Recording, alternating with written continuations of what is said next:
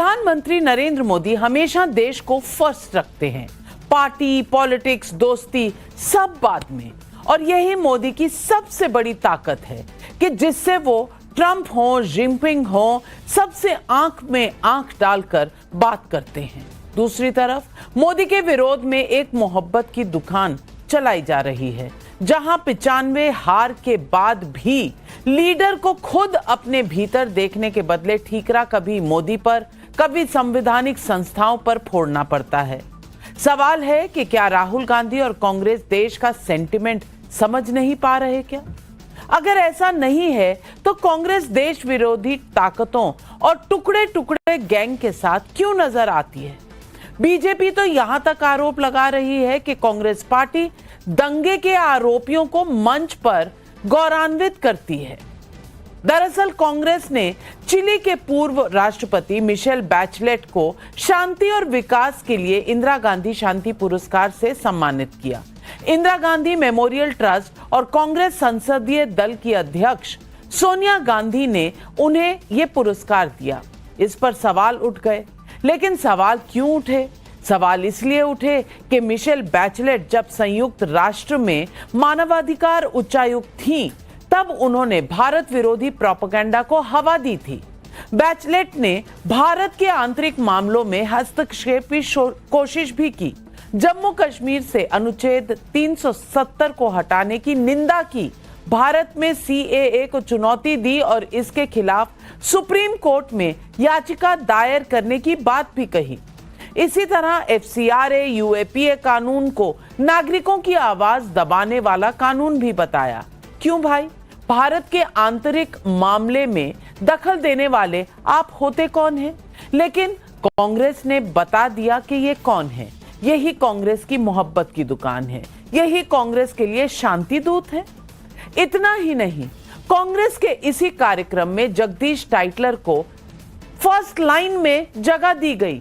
वो जगदीश टाइटलर जिन पर 84 सिख दंगों का काला दाग है। सिर्फ इतना ही नहीं, पिछले कुछ दिनों से शर्जील इमाम की जमानत को लेकर बहस हो रही है। आज सुनवाई के दौरान शर्जील का एक वीडियो सुप्रीम कोर्ट में प्ले किया गया। चिकन नेक को भारत से काटने की साजिश वाला वीडियो था ये। इस शर्जील को लेकर कांग्रेस का स्टैंड है कि उसे बलि का बकरा बनाया जा रहा है, और ये किसी और ने नहीं, पूर्व गृह मंत्री पी चिदम्बरम ने ही कहा है। ऐसे में पब्लिक पूछ रही है सवाल, मोदी विरोध में क्या देश विरोधी ताकतों के साथ कांग्रेस का हाथ? ये सवाल आज पब्लिक का है।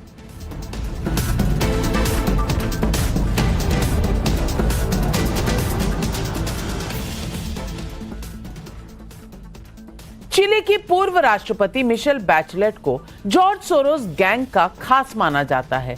सो कॉल्ड लिबरल एजेंडा चलाने वाले सोरोस को राजनीतिक दृष्टिकोण से मोदी विरोधी माना जाता है। सोरोस पर भारत के अंदरूनी मामलों में बयानबाजी करने, देश विरोधी ताकतों को फंडिंग करने जैसे कई गंभीर आरोप लगते रहे हैं, जबकि मिशेल बैचलेट कई मौकों पर भारत विरोधी लाइन लेती रही है। लेकिन सोनिया गांधी की नजर में मिशेल बैचलेट क्या है? अब आप उन्हीं से सुनिए। Today, I feel privileged to be able to say a few words on the life of another extraordinary, inspiring leader whom we are honoring. Former President Michelle Bachelet has seen at first hand loss, oppression, torture, and exile in her early years. So it is indeed an honor for the Indira Gandhi Memorial Trust to confer the Indira Gandhi Prize for Peace, Disarmament and Development 2024 on President Michelle Bachelet, who epitomizes the very essence of Indira Gandhi's life and work. BJP सवाल उठा रही है कि भारत के खिलाफ narrative फैलाने वालों को कांग्रेस क्यों सम्मानित कर रही है। बैचलेट को पुरस्कार दिए जाने के कार्यक्रम में सिख दंगों के आरोपी कांग्रेस नेता जगदीश टाइटलर को पहली पंक्ति में जगह दी गई। कांग्रेस टाइटलर का बचाव कर रही है तो बीजेपी इसे लेकर भी सवाल उठा रही है। सुनिए ये सवाल और जवाब। Jagdish Titler has not been punished by any court so far. Until and unless someone is punished in the eyes of law is known an innocent person.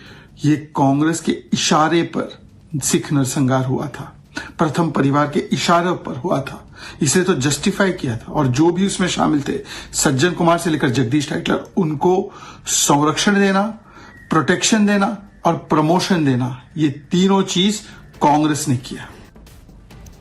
Congress और राहुल गांधी का सो कॉल्ड देश विरोधी ताकतों को सम्मान देना, देश के सेंटिमेंट के खिलाफ जाना आम लोगों को कहीं ना कहीं चुभता तो है। मुझे नहीं पता कि इंडी गठबंधन में शामिल दूसरे दल इसे लेकर क्या राय रखते हैं, लेकिन एक चीज जो बिहार में करारी हार और लगातार राहुल गांधी की 95th हार के बाद सामने आई है वो ये कि इंडी गठबंधन में ही राहुल गांधी के नेतृत्व पर गंभीर सवाल उठ रहे हैं। ममता बनर्जी, अखिलेश यादव, उद्धव ठाकरे की पार्टी ने राहुल गांधी और कांग्रेस के खिलाफ नेतृत्व को लेकर मोर्चा खोल दिया है। सुनिए। आप खुद नहीं जीत रहे हो, आप जिस गठबंधन में कोई स्टेट लड़ रहे हो, जिताने का पावर भी आपको नहीं है, क्यों लेंगे उसको? वो तो 16 में 21 में सीपीएम का साथ गया था, 0 बन गया है। Mamata Banerjee is the ideal leader to lead India alliance. अगर हम जो अलायंस करते हैं उसमें मेन कांग्रेस पार्टी होती है। कांग्रेस पार्टी ने हमेशा लास्ट जब फॉर्म भरने का टाइम आता है उसके पहले हमारे से अलायंस तोड़ देती है। आदरणीय राहुल गांधी जी कांग्रेस के वरिष्ठ नेता हैं, मेहनत कर रहे हैं, उनको और मेहनत की भी जरूरत है। हम समाजवादियों की ये सोच है, हम चाहते हैं कि इंडिया ब्लॉक का जो नेतृत्व है वो आदरणीय अखिलेश यादव जी का। अभी पता नहीं, अब इनको लगता होगा कि हम अकेले ही बहुत सक्षम हैं, बहुत पुराने दल हैं, आत्मविश्वास से भरे हैं, ये हो सकता है, लेकिन ये होना और जमीन पे आना बहुत अंतर है ना। ऐसे में पब्लिक पूछ रही है सवाल नंबर 1, देश के खिलाफ नैरेटिव को हवा देने वाली मिशेल बैचलेट को सम्मान देना क्या देश विरोधी ताकतों से हाथ मिलाने जैसा नहीं? सवाल नंबर 2, मोदी विरोध में कांग्रेस को देश विरोधी ताकतें और टुकड़े गैंग भी कबूल है? सवाल नंबर 3, 95 हार के बाद भी लिबरल एजेंडा चलाने वालों के साथ कांग्रेस देश के सेंटिमेंट से कब तक खेला करेंगे? सवाल नंबर 4, 84 सिख दंगों के दागी जगदीश टाइटलर का महिमा मंडन करना क्या सिखों का अपमान नहीं है? ये सवाल आज पब्लिक पूछ रही है और इन सवालों के जवाब देने के लिए आज हमारे साथ जुड़ रहे हैं बीजेपी के राष्ट्रीय प्रवक्ता शिवम त्यागी जी मेरे साथ यहाँ स्टूडियो में है। इश्करण भंडारी सुप्रीम कोर्ट के एडवोकेट हैं। अनुराग भदौरिया मेरे साथ स्टूडियो में है, राष्ट्रीय प्रवक्ता है समाजवादी पार्टी के। तौसीफ अहमद खान लॉयर है, तृणमूल कांग्रेस के सपोर्टर है। अनीश गाडवे राष्ट्रीय प्रवक्ता हैं शिवसेना उद्धव ठाकरे गुट के, भी हमारे साथ जुड़ रहे हैं। सबसे पहला सवाल लेकिन अश्विनी कुमार मिश्रा कांग्रेस के नेता से पूछूंगी। अश्विनी जी, सवाल मेरा ये है कि आपके पोस्टर बॉयज हैं कौन? वो जो पाकिस्तान की भाषा बोले, वो जो लोग भारत पे ऐसे सवाल उठाएं, जो कश्मीर को ऐसा कहें कि कश्मीर में लॉकडाउन हो गया है, 370 के खिलाफ बोलें, सीएए के खिलाफ बोलें, दिल्ली में राइट्स को वो इस तरह से कहें जैसे कि पता नहीं बहुत अच्छी कोई हरकत हो रही हो। मैं पूछना चाहती हूं, ऐसे फॉरेन के लोग जो भारत के अंदरूनी मामलों में दखल देके भारत को नीचा दिखाने की कोशिश करें, और तो और फिर दोस्तियां जो उनकी हैं वो आपके सामने हैं। ये एलेक्स सोरोस के साथ तस्वीरें बता रही हैं कि भाई बैचलेट मैडम आपको भी क्यों इतनी पसंद है, क्योंकि सोरोस के साथ जिसका हाथ उसके साथ कांग्रेस का हाथ। क्यों भाई, आपका एजेंडा आज देश के सामने आ गया। टुकड़े टुकड़े गैंग के मेंबर, शर्जील इमाम आपको अच्छा लगेगा, जगदीश टाइटलर अच्छा लगेगा, उसी तरह मैडम बैचलेट भी आपको अच्छी लगेंगी। क्या हो गया आपकी सोच को? 95 हार के बाद भी देश का सेंटिमेंट समझ में नहीं आया? नाविका जी, क्योंकि आपने हार से लास्ट में फिनिश किया तो मैं वहीं से शुरू करता हूं। श्री मंगल सुमन जी की 2 लाइनें हैं, क्या हार में क्या जीत में, किंचित नहीं भयभीत में, संघर्ष पथ पर जो मिला ये भी सही वो भी सही। तो ये विषय हार और जीत का नहीं है, ये विषय सही और गलत का है नाविका जी। क्रिटिसिज्म, कंस्ट्रक्टिव क्रिटिसिज्म जो है हमेशा सही एक सही स्टेप होता है। इसीलिए कबीर दास ने भी कहा था कि नंदक नीरे राखिए आंगन कुटी छवाए। बट ये भारतीय जनता पार्टी और गवर्नमेंट का इकोसिस्टम है कि अगर फॉरेन से कोई क्रिटिसिज्म आता है तो वो देश विरोधी हो जाता है, अगर फॉरेन से कोई प्रेज आता है तो उसको ऐसे हम सेलिब्रेट करते हैं कि जैसे हमने एक बहुत बड़ी जंग जीत ली हो। रही बात, आपने जगदीश टाइटलर का जिक्र किया तो मैं वहीं से शुरू करता हूं। जगदीश टाइटलर जी के खिलाफ इंक्वायरियां किसने बिठाई? जगदीश टाइटलर के खिलाफ एलिगेशन तो बहुत लोगों ने लगाया, पर सारा इंक्वायरियां कांग्रेस पार्टी ने खुद की, और उनको जब कोई कन्विक्शन नहीं हुआ उनके खिलाफ एलिगेशन चलते रहे, उनके खिलाफ इंक्वायरियां चलती रही, पर कोई कन्विक्शन नहीं हुआ। इनफैक्ट नाविका जी, अगर आप नाना देशमुख जी का किताब पढ़ेंगी तो आपको जानकर आश्चर्यचकित हो जाएंगी कि कहीं न कहीं दिल्ली में ये सारा जो राइट्स था, सिख राइट्स था, उसमें आरएसएस वर्कर्स का बहुत बड़ा हाथ था। 14 एफआईआर हुई थी आरएसएस के खिलाफ, भगवान, 84 दंगों पर भी एक नई विचारधारा। अश्विनी जी, आप क्या कह रहे हैं? आपने जो पंक्तियां कही हैं, मैं उन्हीं में से 2 शब्द उठा रही हूं। एक तो 95 हार के बाद भी आप भयभीत नहीं है। दाद देती हूं आपकी हिम्मत की, शायद आपको मिटना ही पसंद है और शायद यही आपका ऑब्जेक्टिव है। दूसरी बात, उन पंक्तियों में एक शब्द पर आपने गौर नहीं फरमाया, शब्द था संघर्ष। संघर्ष आपसे होता नहीं है, संघर्ष आप सड़क पर उतर के कर नहीं सकते हैं। आप कोलंबिया में कॉफी बनाने चले जाते हैं जब भारत में चुनाव होते हैं, तो संघर्ष का मतलब क्या है ये शब्दकोश में पहले ढूंढ लीजिए। लेकिन मैं एक और बात कहूंगी, और शिवम त्यागी, मैं नहीं कहती कि आलोचना में कोई दिक्कत है, आलोचना करनी चाहिए, लेकिन देश विरोध, क्या आलोचना देश विरोध से बदला जाएगा? तब भी मोहब्बत की दुकान में किसी को समझ नहीं आएगा। आज ये सवाल पब्लिक पूछ रही। 2 लाइनों से कांग्रेस नेता ने शुरू किया तो मैं भी 2 लाइनों से ही शुरू कर देता हूं कि वो जहर देता तो सबकी नजर में आ जाता, सो ये उसने ये किया कि वक्त पर दवाई ना दी। मतलब सीधा सीधा अगर आग नहीं लगा सकते इस देश में, तो इस देश के खिलाफ एजेंडा चलाने वाले, प्रोपेगेंडा चलाने वाले, आग लगाने वाले, उनके साथ जाकर खड़े हो जाओ। बैचलेट ने चिली में क्या किया, वो वहां की उपराष्ट्रपति रही, यूएनएचआरसी में क्या किया वो अलग बात होगी, लेकिन हिंदुस्तान के खिलाफ उस महिला ने कितना जहर आज तक घोला है वो आपको दिखाई नहीं देता। मतलब इंदिरा गांधी आपको शांति पुरस्कार देने के लिए भी एक ऐसी महिला मिली जो देश विरोधी है। सितंबर 2020 में उसने कहा था कि कश्मीर में जो स्थितियां बन रही हैं वहां पर हालात इतने खराब हैं कि पत्रकारों पर यूएपीए लगाया जा रहा है, वहां पर कम्युनिकेशन बिल्कुल पूरी तरीके से बंद है और लोगों को बंद करके रखा हुआ है। और सितंबर 2021 में उसने कहा कि वहां पर किसी भी तरीके के कम्युनिकेशन जनता के साथ नहीं करने दिया जा रहा है, और हालत ऐसी है भारत ऑक्युपाइड कश्मीर में कि वहां पर अब डेमोक्रेसी रह नहीं गई है, पार्टिसिपेशन खत्म हो गया है। वही एक ऐसी महिला है जो सीएए के खिलाफ अपने जो अधिकारी थे उनके तहत जो है सुप्रीम कोर्ट में जो एक एप्लीकेशन डलवा दी थी। वही एक महिला है कि जब इस देश ने एमनेस्टी इंटरनेशनल पर काम किया तो उसने कहा कि एफसीआरए लॉज ही खराब है।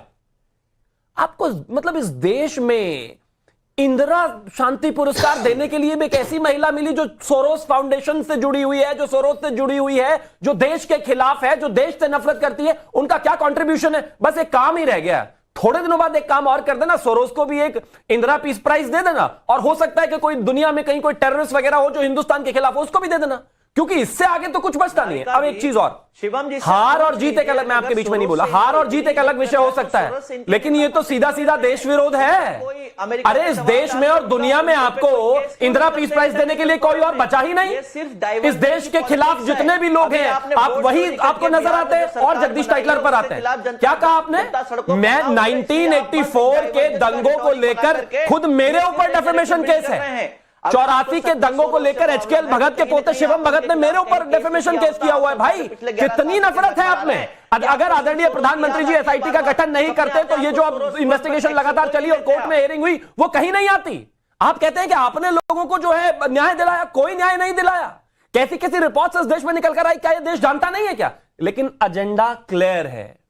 जब हैसियत चुनाव जीतने की ना बचे, जब हैसियत जो है लड़ने की ना बचे, जब हैसियत जो है देश में रहने भर की भी ना बचे, तो इस दुनिया में जितने भी भारत के खिलाफ बोलने वाले लोग हो, सबको इकट्ठे करो, सबको सम्मानित करो, सबको अपनी टीम में ले आओ। और बचाने की वो जॉर्ज सोरोस जिसको लेकर कहा था को डोनाल्ड ट्रंप ने कि 26 करोड़ डॉलर उस व्यक्ति ने सिर्फ यूएसएड और तमाम जगहों से इकट्ठे किए इसलिए ताकि वो बांग्लादेश और भारत की तमाम सरकारों में उनको बदलने के लिए काम कर सके। जो जॉर्ज सोरोस खुद कहता है कि उसने $2 ट्रिलियन रखे हुए सिर्फ भारत में लगाने के लिए ताकि चीजों को बर्बाद कर सके, उसके साथ ये कांग्रेस वाले कब तक खड़े रहेंगे भाई? कांग्रेस वाले हर उस ताकत के साथ नजर आते हैं जो भारत के खिलाफ हो।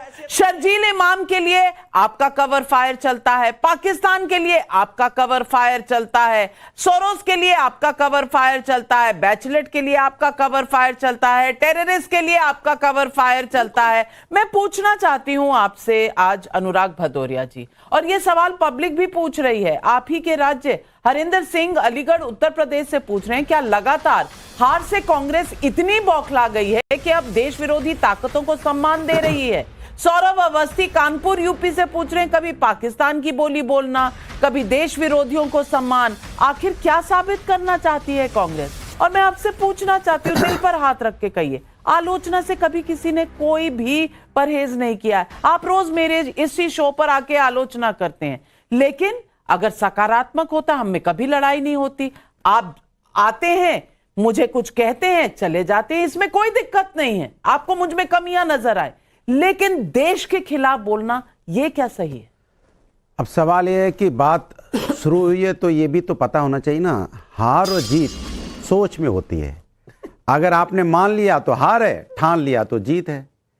तो कहते हैं ना कि मुसीबतों में भी जो चिराग जलाते हैं, जमाने की हवा तेज क्यों ना हो, आखिर जीत उसी की होती है। अब भारतीय जनता पार्टी इस समय है, अब समय उनका चल रहा है, चुनाव जीत रहे हैं, कैसे जीत रहे हैं किसी से नहीं छुपा है, तो उस पर इतनी घमंड करने की जरूरत नहीं है। सत्ता आती जाती रहती है, लेकिन हिंदुस्तान तो वहीं रहेगा ना। हिंदुस्तानियत नहीं खत्म होनी चाहिए, हिंदुस्तान की संस्कृति और संस्कार पे हमला नहीं होना चाहिए, ये मेरा मानना है। जीत हार होने का मतलब नहीं कि अब हिंदुस्तान की संस्कृति और संस्कार पे हमला करने लग जाएं, एक दूसरे के बारे में व्यक्तिगत बुराई करना शुरू कर लग जाए। अगर इस देश में संविधान है, न्यायपालिका है, कानून है, तो भारतीय जनता पार्टी की सरकार है। अगर इस सरकार देश के खिलाफ कोई काम करता है तो आप तो उस पर कानूनी कार्रवाई कर सकते हैं ना। ये डिबेट में बात कराने से तो काम नहीं चलेगा। इसके मतलब आपके पास ऐसा कोई तथ्य नहीं, तभी तो तथ्य अगर हो तो आप कार्रवाई कीजिए। देश तो प्रथम है ना, हमारे लिए राष्ट्र प्रथम है। अगर राष्ट्र के खिलाफ कोई काम कर रहा है तो ये जिम्मेदारी आपकी हमसे बड़ी हो जाती है ना। लेकिन आप क्या करेंगे? आप चुप्पी साध जाएंगे। पहले वही तालिबान हमारे लिए कितना बुरा था, लोग कहते थे तालिबानी संस्कार हिंदुस्तान में नहीं चलेगा। बिल्कुल नहीं चलेगा तालिबानी संस्कार, और चलना भी नहीं चाहिए। लेकिन आज तालिबान हिंदुस्तान के सरकार को बहुत प्यारा हो गया। आज तालिबानी सरकार के व्यक्ति को, नुमाइंदे को बुलाया भी गया।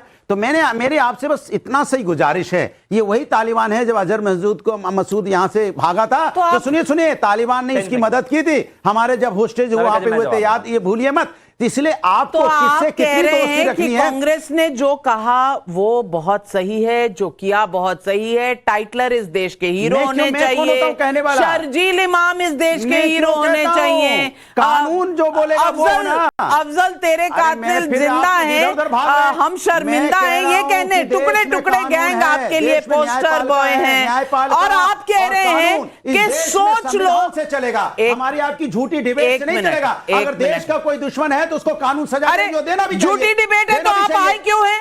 झूठी डिबेट है तो आप आए क्यों हैं इस शो पर? नहीं, झूठी डिबेट है तो आप आए क्यों हैं? ये मुद्दा नहीं है, ये मुद्दा नहीं है। प्रोपोगेंडा करने वालों को आप इनाम देंगे, प्रोपोगेंडा करने वालों को आप इनाम देंगे, और डिबेट को सवाल उठाने को आप झूठा कहेंगे। शिवम कोई काम करेगा तो देश का संविधान अलाउ नहीं करेगा, कानून शिवम त्यागी, अनुराग भदौरिया का कहना है, अगर मान लो कि हवा में बहुत तेज हवा भी आए तो अगर दीप चल रहा है तो जीत आपकी होगी। तो अब ये मान रहे हैं कि बिहार में जीत इनकी हुई है।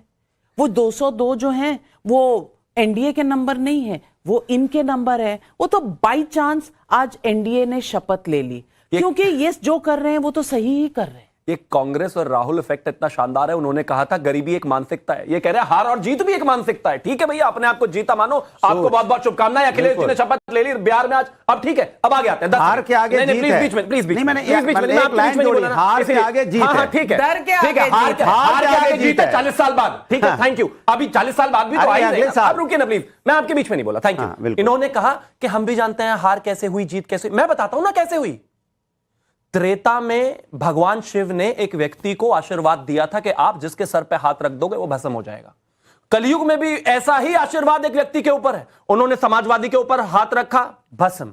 उन्होंने टीएमसी के ऊपर हाथ रखने की कोशिश करी, भस्म होते होते बच गए क्योंकि उन्होंने खुद को हटा लिया। उन्होंने लेफ्ट के सीपीएम के ऊपर हाथ रखा, भस्म। उन्होंने आरजेडी के ऊपर हाथ रखा, भस्म। उन्होंने इसके अलावा जिस भी पार्टी के ऊपर हाथ रखा, भस्म। आप समझ गए होंगे। अखिलेश यादव जी का खुद ऑन रिकॉर्ड स्टेटमेंट है, ये कांग्रेस वाले बहुत तेज पार्टी है, इनको भी वोट मत दे देना। तो भैया सुनो, अगर चुनाव के बीच में कोलंबिया में जाकर छुट्टियां मनाओगे, अगर चुनाव के बीच में जाकर मध्य प्रदेश में आप जंगल सफारी करोगे, अगर चुनाव के बीच में फिर से आप लंदन चले जाओगे, अगर चुनाव के बीच में आप चुनाव में ही नहीं रहोगे, हिंदुस्तान में ही नहीं रहोगे, तो नहीं मिलने वाली वोट। ये हार अब भी जवाब, और अब से जब तक वो व्यक्ति है हाथ रखते ही भस्म कर देने वाले, तब तक है, तब तक आप जीतोगे नहीं। जवाब। अब सवाल ये उनके लिए हार एक सेकंड, समाजवादी पार्टी के लिए हार सोच है और राहुल गांधी के लिए हार एक मानसिकता। क्या रह गया कहने के लिए? सुन लीजिए, रह गया अभी बहुत कुछ है। सरकारें आते जाती रहती नाविका जी, बहुत कुछ बाकी है। अभी सुनिए, 43 सीटें हैं, 43। आप अलमत में है केंद्र में, इसलिए चिल्लाइए मत। हम 43 सीटें, 240 सीटों का गठबंधन की सरकार है। गठबंधन की सरकार है। हाँ तो बस, तो गठबंधन के गठबंधन का जयकारा लगाइए। तो सुन लीजिए भाई, कांग्रेस की टोटल जितनी सीटें 3 चुनाव में मिलकर नहीं, उससे ज्यादा सीटें हैं हमारी। गठबंधन की सरकार में है कि नहीं? तो गठबंधन की सरकार है, ठीक है। तो इसलिए मैं कह रहा हूं गठबंधन की सरकार। हाँ तो बस सुनिए, राजीव जी के बाद लास्ट कांग्रेस की सरकार है जो पूर्ण बहुमत के साथ बनी, हमारी बनी। आपने गठबंधन में बोला जिसमें हाथ रखते, सुनिए, आपने शिवसेना के साथ गठबंधन किया तो भाग में बढ़ गई। आपने एनसीपी के साथ गठबंधन किया तो भाग में बढ़ गई। आपने चिराग पासवान के साथ गठबंधन किया तो भाग में बढ़ गई। मजबूत के मेरी बात, घोटाला के साथ गठबंधन किया, पार्टी कहां पता नहीं। अरे भैया, इसके बारे में नहीं बोलोगे? आपको हिस्ट्री थोड़ी भूल गई है। बता दीजिए। पहले याद दिलाइए, उन्हें भी। पहले शिवसेना से गठबंधन किसने किया था? बीजेपी ने नहीं किया था। पहले एक अगाड़ी बनी थी, अगाड़ी जब बनी उसके बाद शिवसेना टूट गई। और मैं अनीश गदावेज साहब आपसे पूछना चाहती हूं, अब ये आपने कांग्रेस का सुन लिया, आपने अब समाजवादी पार्टी का सुन लीजिए। मैं आपसे पूछना चाहती हूं, 95 हार हो चुकी हैं। आजकल सेंचुरी की जो लिस्ट बनती है कांग्रेस पार्टी में, वो century of losses, century of wins की नहीं लिस्ट बनती। लेकिन फिर भी इस अकड़ में रहना और इस गुमान में रहना कि देश के खिलाफ की ताकतों के साथ खड़े रहोगे तो देश के लोग आपकी वाहवाही करेंगे, आपको वोट देंगे। क्या ये कांग्रेस का बहुत बड़ा मिसकैलकुलेशन है? क्या इनको जमीनी सच्चाई समझ में नहीं आ रही है? क्योंकि कितने चुनाव ये हार चुके हैं और अपने अलायंस पार्टनर्स को हरा चुके हैं। कहीं ना कहीं कुछ ना कुछ आपको तो डर लगता होगा ना? क्या आपको मेरी आवाज आ रही है? पीछे आ रही है, बोलिए। ऑन जी, बोलिए। क्या आपको मेरी आवाज आ रही है? यस। सबसे पहली बात मुझे अटल जी की 2 लाइनें यहाँ पे याद आ रही है। सरकारें आएगी, सरकारें जाएगी, लेकिन यह देश रहना चाहिए, इस देश का लोकतंत्र रहना चाहिए। देश का लोकतंत्र कर दे रहा हूँ। लोकतंत्र आप सच में जिंदा है क्या? अगर मैं बात महाराष्ट्र रहेगा क्या? अपनी सुनिए शिवम जी, आप जरा बोलिए, थोड़ी सी क्षमता रखिए।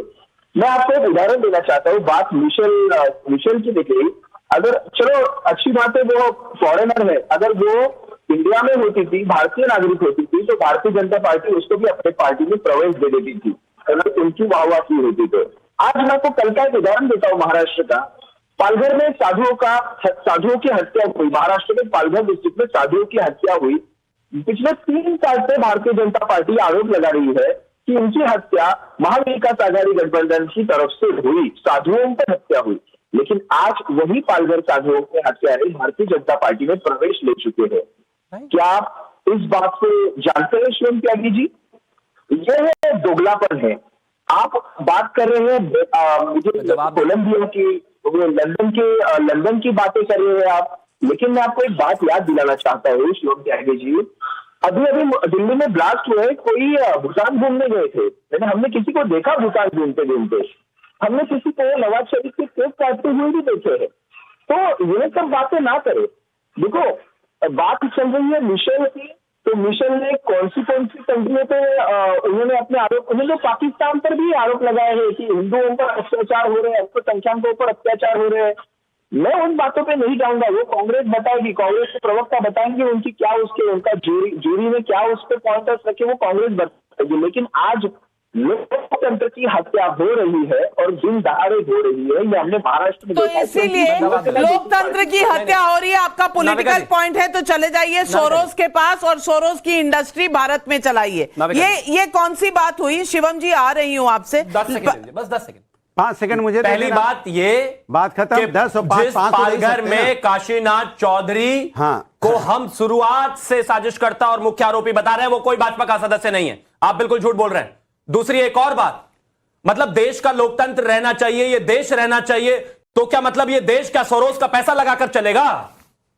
तो इंक्वायरी करो ना भाई, जिसके हाथ रखते ही सब कुछ भस्म हो जाता है, उसको अपनी तरफ ले आए तो आप भी भस्म हो जाए। ये बराबर में बैकग्राउंड म्यूजिक क्यों दे रहे हो? जवाब उनका दे दो, एफआईआर कीजिए, इंक्वायरी बैठाइए। आपको लगता है देश के लिए खतरा है? इतनी भी जानकारी रही कि हमारे लिए देश खतरा है। आपको लगता है ये व्यक्ति देश के लिए खतरा है तो इस पे कार्रवाई कीजिए। ये साइड से अलग कार्रवाई कीजिए, बजाने में लगे। रुकिए, कार्रवाई कीजिए, बोलिए मत। रुकिए जरा प्लीज, रुकिए। नहीं, क्यों रुकिए? कोई व्यक्ति देश के लिए खतरा है, मैं नहीं रुकूंगा।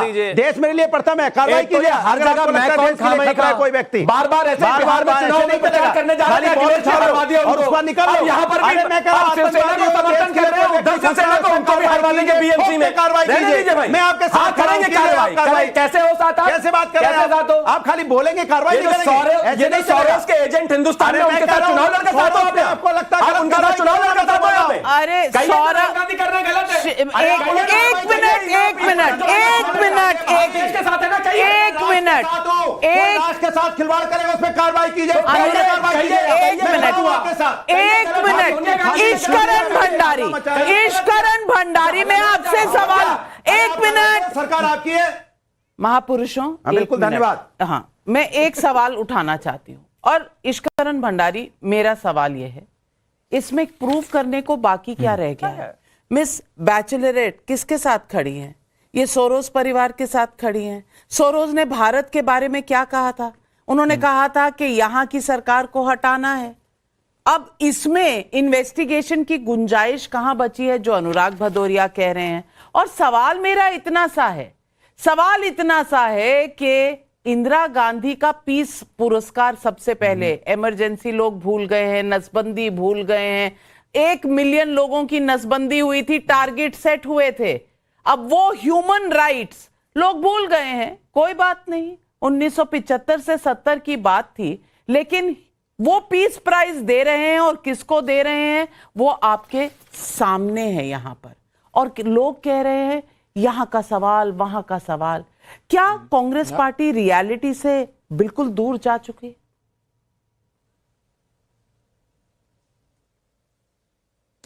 नाविका जी, मैं कांग्रेस के किसी ऐसे व्यक्ति को जिसका कंसिस्टेंट एंटी भारत स्टैंड रहा है को अवार्ड देने पे हैरान नहीं हूं।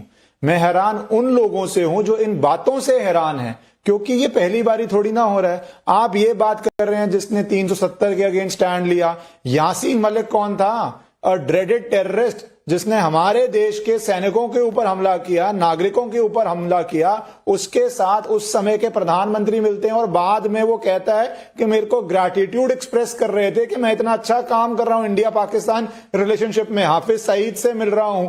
तो जब आप उससे मिल सकते हो तो ये लेडी तो कीजी क्या है? इसलिए हैरान होने वाली बात नहीं, और ये पहली बारी नहीं है। आप जॉर्ज सोरोस की बात करते हैं, जॉर्ज सोरोस का एक कंसिस्टेंट स्टैंड है। उसने $1 बिलियन का अपने मुंह से कहा मैंने फंड बनाया हुआ है कि नेशनलिस्टिक मुझे शक्तियां अच्छी नहीं लगती, और उसमें प्राइम टारगेट है भारत के प्रधानमंत्री। आप बोलेंगे जिसका ये हो, जो फॉरेनर है, इंडिया में किसी को प्रधानमंत्री पसंद ना हो, वो डेमोक्रेटिक मीन से कैंपेन करे, चुनाव लड़े, जीते, वो अच्छी बात है। एक फॉरेनर भारत के अंदर रिजीम चेंज चाहता हो, प्रधानमंत्री के अगेंस्ट इतना बड़ा फंड क्रिएट कर रहा हो और आप उसके इकोसिस्टम को अवार्ड दे रहे हो, तो ये आपकी भी माइंडसेट दर्शाता है। पर उसमें भी हैरान होने वाली बात नहीं है, क्योंकि जब गुजरात के मुख्यमंत्री के अगेंस्ट लोग ये लिख सकते हैं कि आपको यूएस ना जाने दिया जाए, आपका वीजा ना हो, वो भारत के एक बड़े प्रदेश के मुख्यमंत्री थे।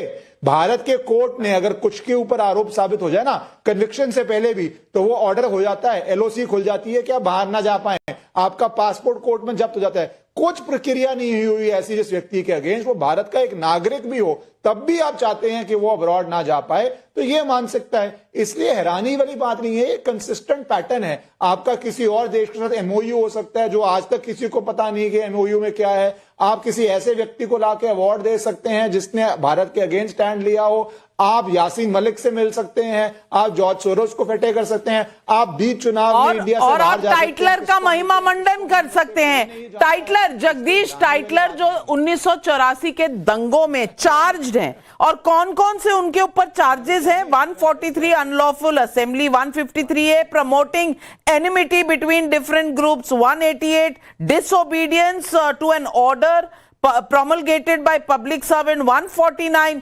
295, 380, 436, 109 of the IPC, ये सारे चार्जेस उनके ऊपर है। फ्रंट रो में बैठते हैं। राहुल गांधी जब इंडिपेंडेंस डे का झंडा तिरंगा लहराने जाते हैं तो उनके साथ खड़े होते हैं। तो ये तो कांग्रेस की मानसिकता है। लेकिन तौसीफ भाई, पब्लिक पूछ रही है, संजय मिश्रा भदोई यूपी से पूछ रहे हैं, कांग्रेस की लड़ाई बीजेपी से और कांग्रेस लड़ रही है भारत से, क्या ये कांग्रेस के लिए जरूरी है या मजबूरी है?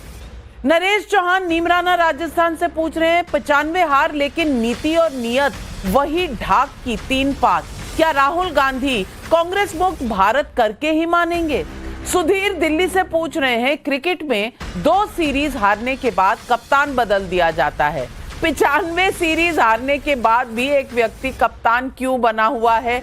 ये सवाल तो आज तृणमूल कांग्रेस में बहुत से लोग पूछ रहे हैं। तौसीफ भाई, आपके क्या विचार हैं? देखिए नाविका जी, कांग्रेस अगर बीजेपी से लड़ रही है, ममता बनर्जी अगर बीजेपी से लड़ रही है, इंडिया अलायंस बीजेपी से लड़ रही है, तो इसका ये मतलब कतई नहीं होता कि वो देश से लड़ रही है। भाई देश हमारा आजाद 2014 में थोड़ी हुआ है। ये किसने कहा? देश हमारा हम तो बैचलेट के सम्मानित होने पर और उनके सोरोस के साथ और उनके बयानों पर सवाल उठा रहे हैं। हमने कब कहा आप चुनाव लड़ रहे हैं? ये तो देश का लोकतंत्र है। नहीं, अभी सवाल पूछा गया कि वो देश से क्यों लड़ रहे हैं। भाई देश 2014 में थोड़ी आजाद हुआ। आप हमें फ्रीडम ऑफ स्पीच, हम ये प्रोग्राम आज बैठ करके कर रहे हैं, ये 1950 का कॉन्स्टिट्यूशन और संविधान के तहत कर रहे हैं। 1947 में जो आजादी मिली है, हम उस देश के तहत बैठे हुए। 2014 में कोई नया देश बन करके नहीं आया। जो मोदी की आलोचना, जो है देश की आलोचना है, भाई मोदी तो एक संवैधानिक पद पर बैठे हुए हैं, वो एक व्यक्ति है, उनसे भी गलत पॉलिसी डिसीजन लिया जा सकता है। अमित शाह से आप रोज करते हैं, मोदी के खिलाफ आप रोज बोलते हैं, आपका हक है, लेकिन बाहर के देश क्यों बोलेंगे इस देश के अंदरूनी मामलों में? क्यों बाहर के व्यक्ति इस देश के आंतरिक मामलों में दखल देंगे? इसमें आपको कोई दिक्कत नहीं है और उन्हें अवार्ड मिलेगा देश के खिलाफ। हमारे देश के खिलाफ बोलने के लिए हम उन्हें बुलाकर उन्हें सम्मानित करेंगे और आपको लगता है ये देश के हित में है? नाविका जी, हम भी फॉरेन पॉलिसी रखते हैं, हम भी बांग्लादेश की, पाकिस्तान की और दूसरे मुल्कों की आलोचना करते हैं। तो हमें भी, हमारे प्रधानमंत्री को भी दूसरे देश में बुला करके सम्मानित किया जाता है। सवाल यह है कि अगर जगदीश टाइटलर क्या कंपैरिजन है, क्या कंपैरिजन है? मैं समझ नहीं पा रही कि ये वाकई में बिलीव करते हैं शिवम त्यागी कि प्रधानमंत्री को सम्मान मिलना और बैचलेट को सम्मान मिलना एक जैसी चीज है। पहला तौसीफ, आपने कहा कि देश 2014 के बाद नहीं बनना, बिल्कुल ठीक बात है। आमतौर पर मैं आपकी बात से सहमत नहीं होता, लेकिन यह बात बिल्कुल ठीक है। देश 2014 में नहीं बना है, जाहिर है हम संविधान के हिसाब से चल रहे हैं, चलते थे, आगे भी चलेंगे, लेकिन इस देश ने जब युद्ध लड़े, सब चीजें लड़ी, तो इस देश में भारतीय जनता पार्टी, जनसंघ ऑपोजिशन में भी होते थे तो देश के साथ होते थे। अगर देश के खिलाफ कोई बात करता था तो जाहिर है हमेशा साथ होते थे। बेस्लेट कोई सरकार नहीं है, बेस्लेट कोई सरकार नहीं है, वो इस देश के आंतरिक मामलों में दखलंदाजी करती है। वो कहती है कि कश्मीर में हो रहा है गलत है, वो कहती है 370 हटाना गलत है, वो कहती है एमनेस्टी इंटरनेशनल पर जो हुआ ये गलत है, वो कहती है भारत के FCRA रूल गलत है। वो इस देश में एप्लीकेशन फाइल करती है CAA के खिलाफ, और उसको अगर पीस प्राइज दोगे तो कल तो दुनिया में जितने भी हिंदुस्तान के दुश्मन है वो सारे बोलेंगे, क्योंकि कांग्रेस उनको पीस प्राइज दे देगी। कल आप भी एक काम करिए ना, एक कमेटी बना के आप भी कोई ममता पीस प्राइज दे दीजिए। अगर ऐसा ही करना है तो आप भी दे दीजिए। नहीं, अगर देश के खिलाफ बोलने वाले हर एक ये सिर्फ बैचलेट की बात नहीं है, बात उसकी भी है जो शर्जील इमाम है, जिसका आज कोर्ट में टेप चलाया गया, चिकन नेक काट देंगे, भारत और नॉर्थ ईस्ट को अलग कर देंगे, इसके भी साथ आप खड़े हो जाते हैं जाकर। मैं ईश्वरन भंडारी पूछना चाहती हूं कि टुकड़े टुकड़े गैंग के जितने भी नुमाइंदे हैं उन सबको कांग्रेस इतना पसंद करती है और फिर भी कहती है कि हम संविधान के साथ हैं, हम देश के साथ हैं। ये देखिए पी चिदम्बरम का ट्वीट है कि शर्जील इमाम को बलि का बकरा बनाया जा रहा है। रियली नाविका जी,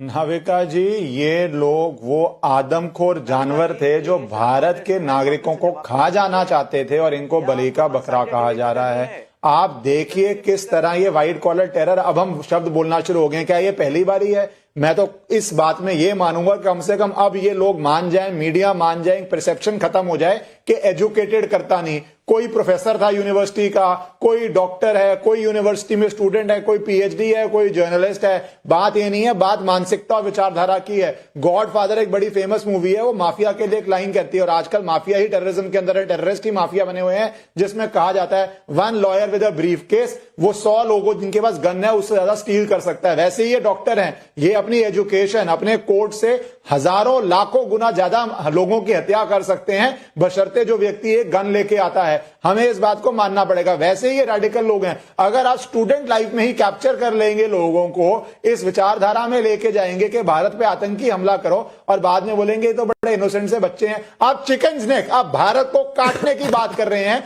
आप काटने का रोड मैप दे रहे हैं कि इतने लोग इकट्ठा हो जाएं, आपके पास संख्या बल है, उस लोगों के इकट्ठा होने। अश्विनी मिश्रा, इसको भी आप सही ठहराएंगे, इसको भी आप सही ठहराएंगे। आपको मोदी विरोध और देश विरोध का फर्क नहीं दिखता?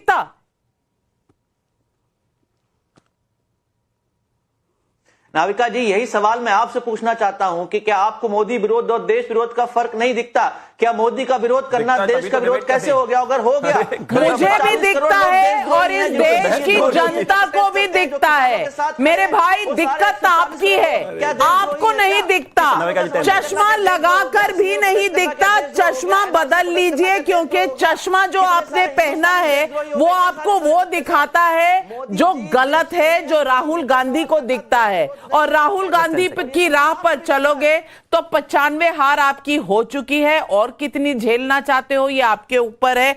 शिवम त्यागी, क्या हो गया? देखिए, मैं एक चीज कहना चाहता हूं। ईश्वरन जी ने कहा कि कुछ लोग हैं वो डॉक्टर के भेष में बेशक आते हैं, लेकिन वो गन लेकर आते हैं, बम लेकर आते हैं, या तो खुद फट जाते हैं, और अगर नहीं करते तो इस देश की सेना उनको फाड़ी देगी। लेकिन ये जो उसको सपोर्ट देने वाले हैं, इसका भी कोई लॉ है क्या? क्योंकि मैं तो नहीं जानता बहुत ज्यादा, मुझे तो लॉ नहीं आता।